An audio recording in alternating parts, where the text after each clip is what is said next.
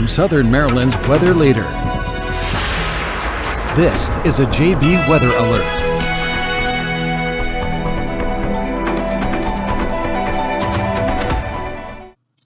Hello and good morning. I believe we should be good. Please let me know in the comments if you're able to hear me, but assuming that you can, good morning. I'm forecaster John Bordash with you on a damp, dreary, chilly, and windy Saturday morning as we have Tropical Storm Ophelia overspreading the region with all of the moisture, all of the winds, all of the things are coming along with this tropical system as it has now made landfall in North Carolina and is now headed northward, and I see that we are able to hear me. So good morning.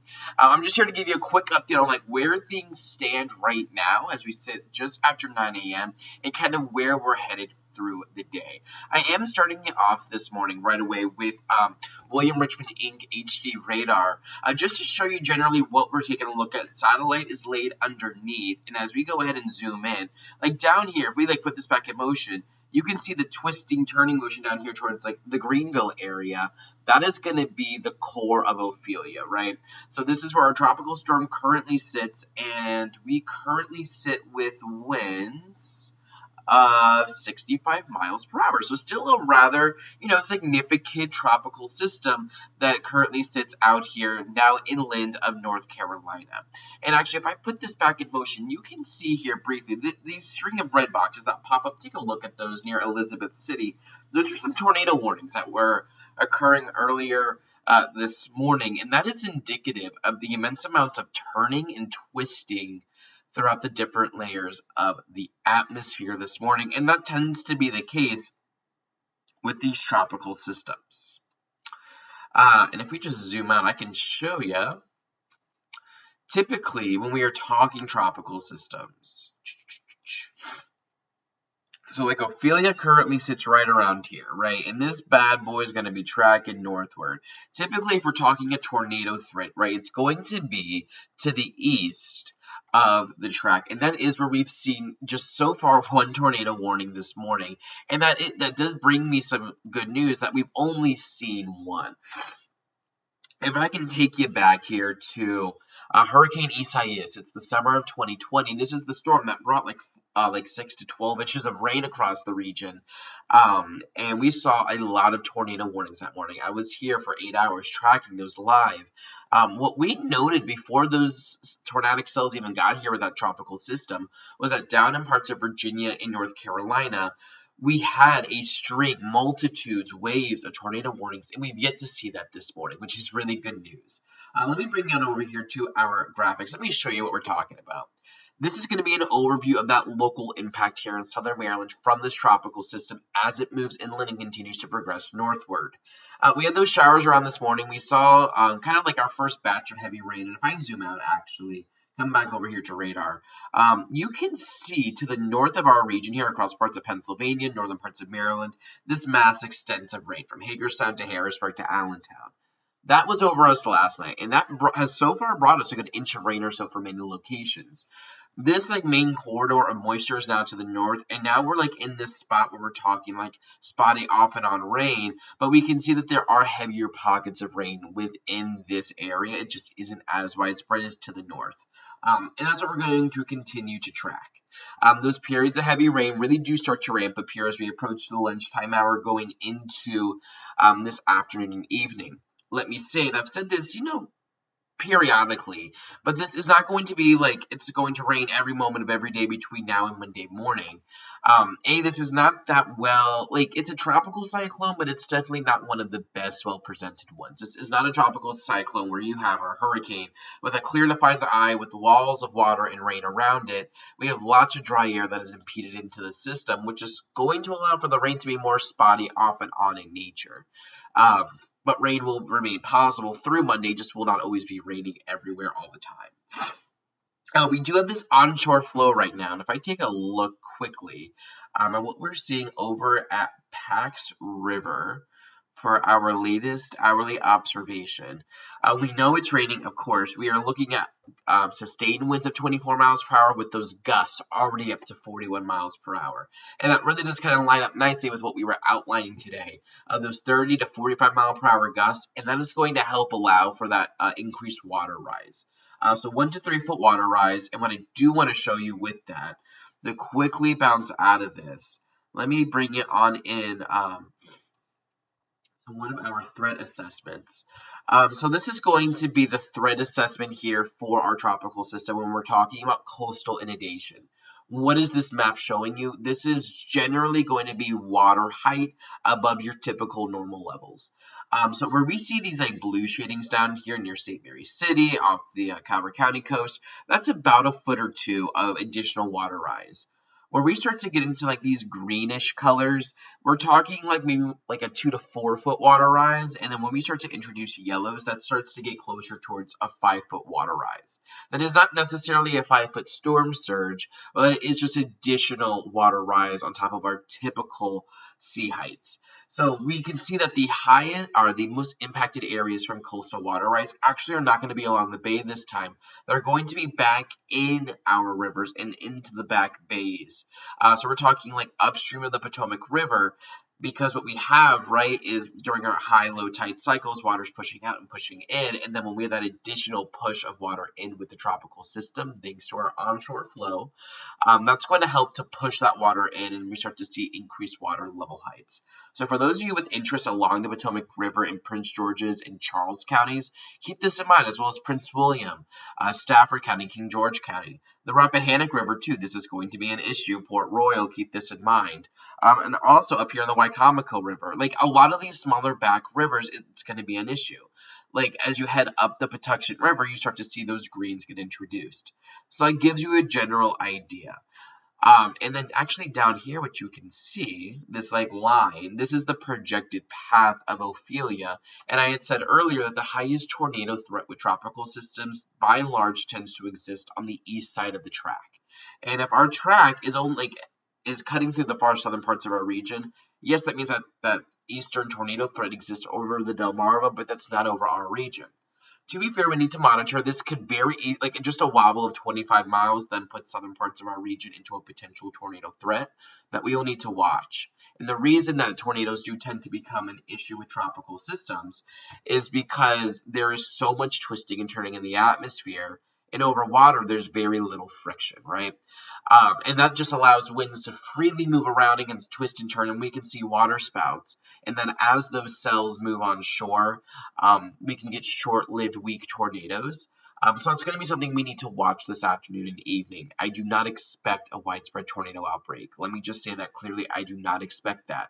However, I would be doing a disservice if I did not mention that there is, a 2 to 5% chance of seeing 1, 2, maybe 3 isolated spin-up tornadoes right along our waterways. I'm really thinking our bayside location, so really areas that are going to be south of that Benedict Bridge in Calvert County and Charles County, south of Prince Frederick, south of Hughesville, and then along the bay. That's going to be the area that we're watching for potential spin-ups, but that higher threat is to our east across the Delmarva Peninsula. Power outages, could they be an issue? Sure. And I wanted to do a quick check right now on the SMECO website to see what it is we're taking a look at. Let me bring you over here so you see what it is I'm looking at. We want our outage map. Slowly loading, bada bing, bada boom. Okay, so right now we have about, close to 600 customers without power, and we know that, like, a customer is like a household, right? So, like, or it could be multiple households, so, like you could have, like, 5, 6, 7 people considered as a customer. So, yeah, I mean, 600 customers out is a sizable number. Will this number increase? Probably, but I don't think we're talking tens of thousands of outages, but we'll have to wait and see. I don't see that given these types of winds. We're not talking high-end tropical storm hurricane force winds today. We're talking low-end tropical storm, but they're going to be sustained over a good 12-hour period of gusts up to 30 to 40 miles per hour nonstop, which could, as you might imagine, lead to potential power outage issues. It's something we need to watch. Do I expect widespread prolonged outages that last days on end? No. And just given the setup of this system, this isn't a type of situation where road crews won't be able to get out and work on these power lines, I wouldn't think. Because we're not, like, this is not like a Hurricane Isabel or an Isaias or an Irene or any of those. This quite literally and truly is like an early fall nor'easter. It just so happened to briefly become tropical. This is a coastal system. Like, if this was happening in the winter, like 4 months from now, we would be looking at a big blizzard. If I bring it back over here, I have a map that does clearly show that. Here we go. These are our coastal storm impacts. I still think we're on tap for a good 2 to 4 inches generally of rain, especially east of I-95. So far, many of us have already seen the first inch of that fall. So this is not additional rainfall. This is total. So we probably still have an additional inch, 2, or maybe 3 to fall. And then those winds, right? They're going to be the highest to our south and east where the tropical storm is the strongest. But, like, this is a map you would associate with seeing in the winter, just given the setup of it, right? If we're talking a nor'easter, a blizzard that has heavy snow and high winds, well, you're going to get the highest winds along the bay, and then you get that, even if it's not all snow, if we get that rain-sleet mix, you still have a lot of precip and moisture over our region. But yeah, that's kind of what we got going on today. Like, if I take it back over here to radar, like, I can't be any more transparent and upfront. Like, this, to me, is not the look of a system that is going to bring devastating impacts that are long-lasting and are generational in terms of impacts. That isn't this. This is a fall nor'easter. Is it still technically tropical? I suppose. I still would debate that fact, but it is what it is. We're going to take it seriously, though, right? So, like, do you need to cancel plans for today and tomorrow? No. Especially not, like, today, like, off and on rain showers. It could be heavy at times, could have some quick spin-ups. Like, I would just stay home today just because that would be a headache to try to navigate. I don't know why you'd want to navigate that. Tomorrow, we do see clearing, right? So the morning is going to be the most impacted tomorrow, really before lunchtime with lingering showers that are the most widespread. Now, these could linger going into the afternoon, but they do start to clear up, but we keep the winds throughout the day tomorrow. So I don't know if I'd go out and fly a kite tomorrow or go to, like, the neighborhood park. But if you needed to, like, run errands or, like, you're going somewhere, you're not going to have issues. And for many of us, you won't have issues today. However, it just becomes a headache to navigate. And yeah, we talked coastal inundation, rainfall, tornadoes, winds, all of the things. Honestly, not much has changed. This is kind of playing out, not to toot my own horn, it's still early, so knock on wood, kind of how I thought. And this is why I told y'all not to buy into the hype. It's a dire emergency, we've heard. Like, no, that is not this. What this is an early fall nor'easter with rain and wind, and brings a crappy weekend with, like, chilly temps. Like, we're going to struggle to get out of the 60s today. Coastal locations might make it to 70, but, like, inland areas, we're socked in at, like, 67, 68 degrees with periods of rain. And I think, can I bring us on over to, I want to show you a couple things, actually. Can I bring you on over here? There we go, another just version of our radar. I want to get rid of the taco stuff for right now. Don't need it. So, like, if we just kind of take a look here, let me get this. I also want to get the radar off right now. This area of this darker green shading is going to be that tornado threat. That's at, like, a 2%. It's really focused along the coast. We are on the outermost edges of this. And this shows you, like, if we were to see a tornado today, like a weak spin-up waterspout, it's going to be in this darker green area that is, like, St. Leonard to Leonardtown, south and east. So this is, like, the core coverage area, but, like, again, it's not a shutdown situation, and I'm not, like, when Hurricane Isaias moved through, we had a 10% tornado threat that day. Today we had 2. So that's just something to note. But what I also want to show you here is, let's turn you off, and let's bring you on over to rainfall totals over the last hour, or the last 12 hours. Where you can get the blue colors, that's about an inch of rain. Purple is about 2 inches, and any of the greens is less than an inch. So we're starting to see that we're getting the blues to pop up. That is indicative of upwards of an inch of rain so far. And that's important to note that we're probably going to double this, if not, like, times it by 2.5 moving forward. I think that math works out. I'm not sure, though, because I'm still slowly waking up. But yeah, like, this is just a look at what's going on. You know, it is what it is. If we do that, if I get you a look at like wind right now, can we get this to work? This will slowly cooperate, maybe. Or maybe not. But generally what we're looking at is not like, I don't know. I'm not trying to downplay it. Like, this map right now looks scarier than I think it is. Like, you see all these arrows pointed here at the coastline, and it's like, oh my god, what's going on? But, like, I don't know. This system is not that... It was barely a tropical system. Now that it's on land, it's very quickly going to weaken. It's going to be a remnant low by the time it gets to us. But, again, if we're talking about a time to want to be aware, JB, when is the quote-unquote worst going to hit? It's likely going to be between about lunchtime and about 8 o'clock.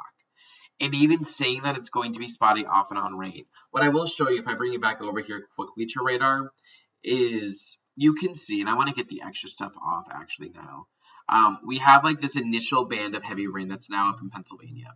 You have like this lull of dry air, spotty rain, some locally heavier downpours over our region. Then down here where the core of the system is, you see more consistent rain. This core is what's going to move over us this afternoon and evening, so that's when like the rain chances start to increase. But this is by no means like overly heavy rain. You only have flash flood warnings right where like the core of this system is passing over. So like that's what that is. So as all of this moves up, we have this dry air pocket now with pockets of heavier rain, and then we'll get into more consistent rain. That is not necessarily the heaviest, but you know, it is what it is. And that's going into this evening. So right, periods of heavy rain, then it just returns to more off and on showers this tonight going into tomorrow. And those winds will stick around with us. 30 to 45 mile an hour gusts this morning that subside generally to 15 to 30 miles per hour going through the day tomorrow. And yeah, like I'm in Bow and hardly any rain, gusts of wind, but not bad at all right now. Like, again, that's dead on. That's exactly what we would expect right now. I do appreciate all of the live reports. Yeah, this is what, like, I think people get annoyed when I say don't buy the hype all the time, but like, oh, there it goes, the first in my backyard question. I can confirm that this graphic forecast is true of all locations. So like if we're talking like Piney Point or like southern St. Mary's County, generally that 2 to 4 inches of rain and 30 to 45 mile an hour wind gusts. The only added thing you're going to have to deal with in Piney Point might be like that actual 1 to 3 foot water rise, where more inland locations aren't going to be dealing with. But again, this is not like, I don't know, like a lot of these things get hyped for clicks, and I really, like, you all know my vibe. I don't need to continuously repeat it, but like, the world is not ending today. And yeah, so let's see, Lexington Park, it's windy, and the rain's, yeah, like, if I bring it back over here to radar, like, that's, again, that is dead on. That's how I think a lot of today is going to go, especially this morning. About be off and on. Now, I do see Bobby about venturing outwards into like, the real world. Yes, you can do it, but do be prepared for, like, additional ponding on roads that could lead to hydroplaning. Like, that would be the concern for today. Is the world ending? No, but like just travel conditions just become like annoyingly, like those minor inconveniences could build up. You have people that don't know how to drive in rain, you have hydroplaning, and then you're catching every red light there on 235. Like, we know the things.